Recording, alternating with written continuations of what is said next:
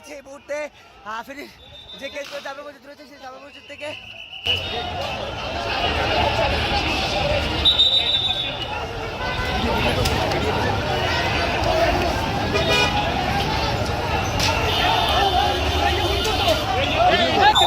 পরিস্থিতি অনেকটা থমথমে একটা রণক্ষেত্রে পরিণত হয়েছে দর্শক দেখতে পাচ্ছেন।